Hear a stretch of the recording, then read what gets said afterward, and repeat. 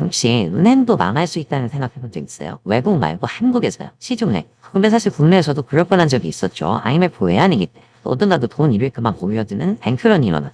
그때까지 뭐 잘 나가던 은행들 파산하지 않게 하려고 정부가 앞장서서 매각하고 은행 주식들은 막 전부 하한가를 치고 막 은행들은 다 적자는. 근데 그런 IMF 외환위기 때 유일하게 흑자를 기록한 은행이 바로 어디지? 이곳이죠. 근데 오늘 주제인 이번 역시 이분들이 돈을 모아서 고국에 지은 거죠. 자, 자세한 얘기는 차차 드리기로 하고요. 자, 이번 주제는요. IMF 외환위기 불과 15년 전 살랑 지점 3개짜리 300명도 안 되는 직원의 초미니은행으로 시작해서요. 위기 때 오히려 살아남고 성장을 거듭해서 이제는 국내뿐 아니라 사회에서도 은행은 물론이고요. 카드, 증권, 보험 등등까지 금융으로 세상을 이롭게 한다. 세한금융그룹입니다. 전에 왜 삼성, LG, 효성 창업주가 같은 초등학교 출신이라는 얘기 했던 적 있었죠.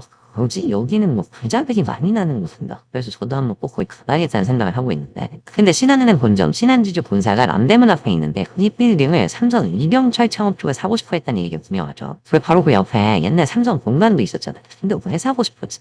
남대문의 신한은행 본점인 그 자리가 예전에 화폐 발행하던 전환국이 있던 곳이 동전을 찍어내던 규전소도 있었고 그래서 실제로 지금도 토석이 남아있어요. 그래서였는지 그 건물에 실제로 삼성 계열사들도 입주를 해 있었고 아예 그 빌딩 땅을 사가지고 지금처럼 서초동의 삼성타운이 아니라 그 지역에다가 삼성타운을 지으려고 근데 신한에서 안 팔고 지금도 그 자리를 지키고 있는 거예요. 아무튼 근데 지금은요 올해 설립 40주년을 맞은 신한금융그룹이 무슨 국내 4대 금융그룹이다 민간 자본이 세운 금융사 중에서 제일 크다 뭐 이런 얘기들을 하지만요 사실 처음부터 그런 건 아니었어요. 예전에는 튼튼하지만 작은 은행으로 유명했는데 현재 어떻게 성장하고 지금의 모습으로 만들어졌는지 그 싹이 움켰던 일제가 패망하던 시절 대안해요 넘어로 가보겠습니다.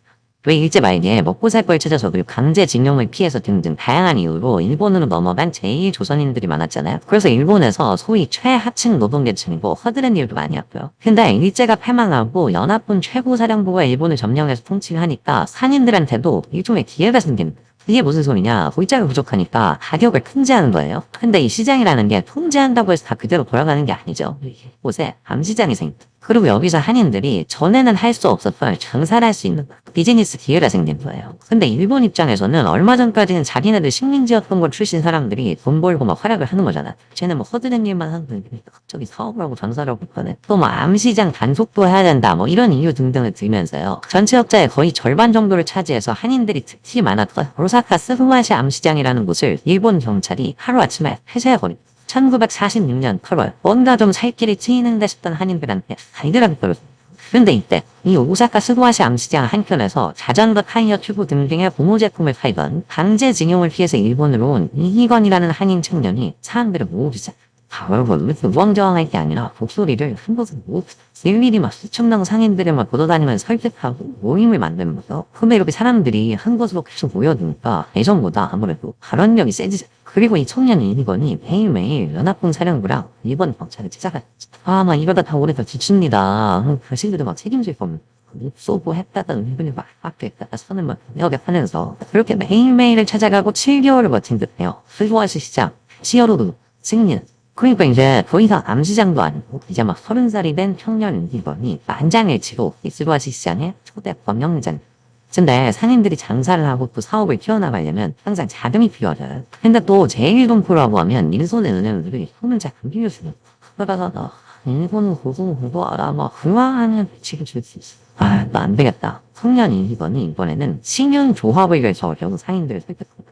우리가 그분을 17번 모아가지고 필요한 한인들한테 돌려주는 금융업을 합시다. 신용조합도. 근데 사람들이 출자를 망설일 거 아니에요? 막 도와주는 거 좋고 기능이 될 것 같긴 한데 그건 날릴 수도 있으니까 망설이는 거죠. 그렇게 사람들이 망설이면 자기 재산을 솔선수범해서 팔아서 먼저 놓고 그리고 자기 재산을 담보로 납고 와이프한테 또 혼나. 그렇게 1925년에 오사카 흐는 신용조합을 만드는데 성공하고 1968년엔 외금소 허벤을 달성하고 성장을 거듭합니다. 자, 근데 신한은행 얘기는 언제 나옵니다. 아무튼 그렇게 전후에 일본 경제 호황 때 한인 사업가들, 한인 상인들도 성공하는 경우가 많아지고요. 근데 또 성공하고 나이 되면 어때요, 보통? 옛날 생각들을 많이 하거든요. 뭐 고향 생각도 나고 친척들, 뭐 친지들, 뭐 옛날 사람들 생각이 나는 거죠. 근데 또 한국이 60년대에 경제개발 본격적으로 막 시작을 한다는데 한국이 잘 못 살고 있어요. 경제개발에 필요한 자금이 급한 우리 정부에서는요. 허락하도 막 직접 나서가지고 제1교포 사업가들한테 힘들죠.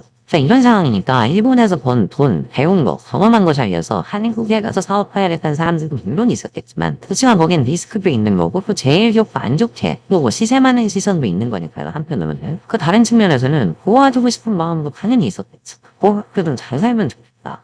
가족 친지들도 있고 그러니까 스로공단, 도미공단 같은 데 처음 만들 때 수출 산업단지고 거기다가 막 제일교포들이 작용을 되고 많은 역할도 하고 1970년 오사카 엑스포를 할 때는요, 한국 정부 창대로 후원하려고 자기네들이 막 직접 돈을 모아가지고 한국권을 지어주고, 한국에 있는 친지들 막 100명이나 초청하고, 도와주고 싶으니까 그랬을 거 아니에요. 근데 이렇게 한국에다 더 투자하고 사업을 진행하려니까, 이번에도 역시 금융이 필요합니다. 지금처럼 막 출입국이 자유로울 때도 아니었고요. 일본에서 매번 막 현금에 싸울 수도 없는 말이에요. 한국에 사업을 하려면 한국에 있는 은행이랑 거래를 하는 게 편할 거 아니야.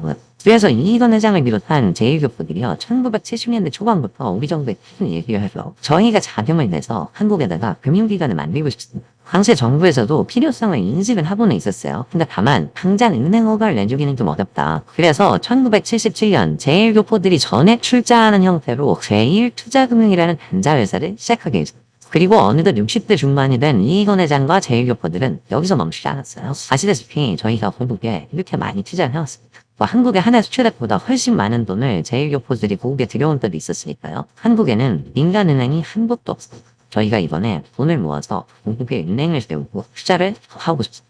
그렇게 자신이 앞장서서 자기 가게들을 판 돈을 가져온 이희건 회장 그리고 일본 전역의 교포 341명이 한우랑유로 소모를 겪으면서 평생 모은 돈을 모아서 250억 원의 자본금을 마련했어요. 1982년 우리 정부가 바친데 신한은행 설립 응대를 냈어요. 신한 새로운 대한민국 3자는 한국금융을 띄운 그리고 그해 7월 광복 이후 첫 민간자본에 의해서 신한은행이 출범할 때 이희건 회장은 이렇게 신한은행은 많은 뱅포들이 이룩한 피와 땀의 결정체입니다. 조국 개발에 대한 본포들의 참여 의지가 결집된 거죠.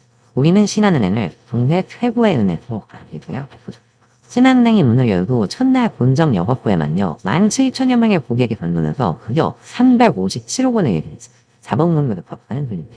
하지만 막상 현실적으로요. 신한은행은 후바이 투자 이것도 후미니은행에 불과했습니다. 생각해봐요. 지점이 전국에 딱 3곳밖에 없고 직원도 한 280명 정도에 불과했어요. 그때는 왜 설립 연도순으로 해가지고 조상 제한서라고 해서 시중은행들의 서열이 분명할 때였거든요. 지금은 다 사라졌지만 동국은행, 상업은행, 제1은행, 한인대, 서울은행 이렇게. 그래서 은행연합회 회의를 열면 은행장들이 쫙 참석해서 그러면 이렇게 서열이 막 조상 제한서.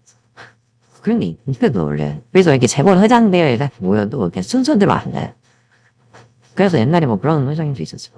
어떤 회사의 인생 여기가 대박이 나가지고 자기가 짝이 가득해 뒤에 한다. 그래서 그 회사는 맞아.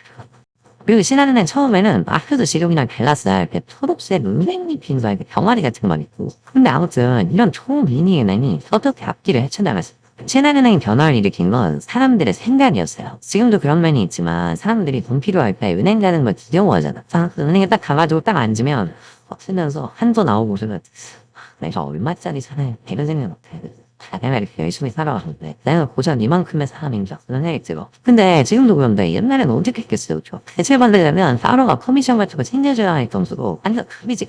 근데 이 새로 생긴 신한은행이 당시 철박통이라는 인식이 강했다는 은행원들한테요. 그게 돈 빌리고 돈 맡기는 사람들이 우리가 모셔야 될 고객이다. 고객이니까 손님이니까 서비스를 해야 된다는 개념을 은행원들한테 집중적으로 막 교육시킨 거예요. 그래서 자꾸 막 인가 연습하게 하고 지금은 되게 친절하잖아. 옛날에는 그래서 막 인가 연습하게 하니까 왜 인사 연습을 시키냐고요? 불만이 있었겠지. 우리 갑인데 갑한테 인사 연습을 시켰고 바삭 쉬는 거 연습하세요.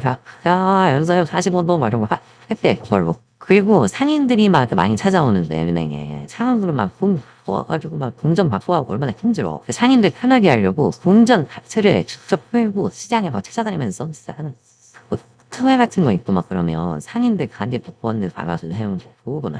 이런 식이니까 다른 은행원들 입장에서는 이걸 우리가 배워야겠다 이게 아니라 뭐라고 했대. 걔 들어보고 듣는 거지. 뚝뚝 떨어지게 하네.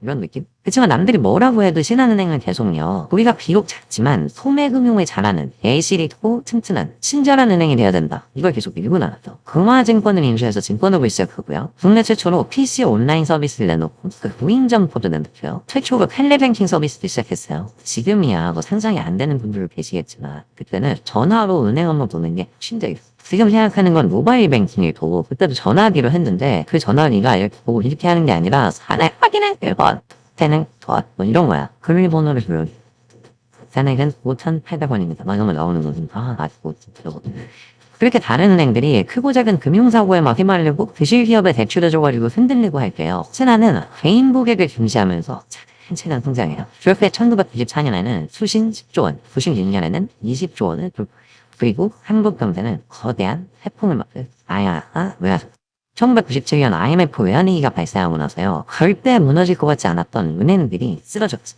기업들이 도산하고요. 그런 기업들에 막대한 보수의 대출을 해줬던 은행들도 같이 막 휩쓸린 거예요. 외환위기 이후에 구조조정 대상이 된 금융사가 무려 600곳이 넘었고요. 근데 이런 상황이 오니까요. 사람들이 그 전과는 달리 은행이 얼마나 튼튼한지를 막 따져보고 은행을 고르기 시작하죠. 돈을 막.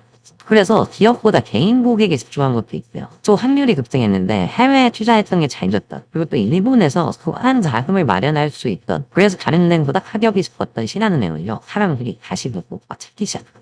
IMF 외환위기가 터진 직후인 1998년과 99년 흑자를 낸 은행은 신한은행밖에 없어.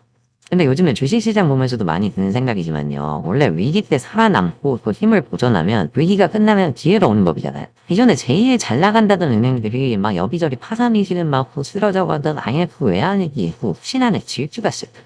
1998년에는 동아은행을 인수하고요. 99년에는 국내 은행 최초로 인터넷 뱅킹을 도입하고 2000년에는 금융지주를 설립해서 종합금융그룹이 되겠다는 계획을 발표.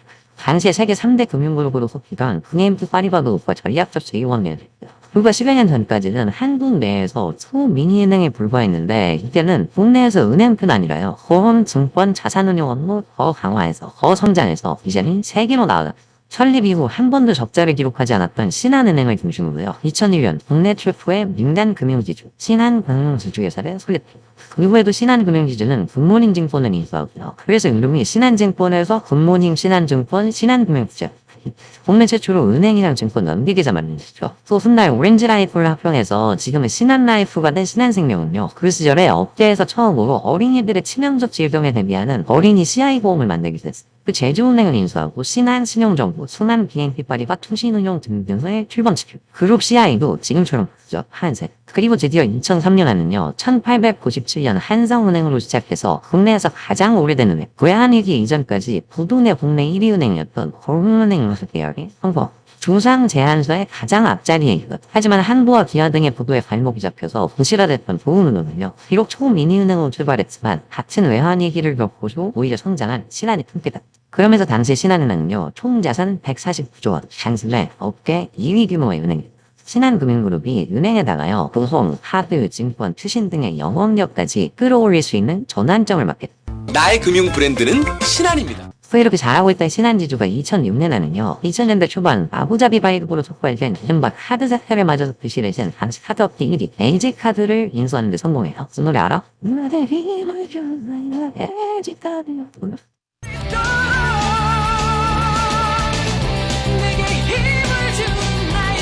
앞서가는 당당함.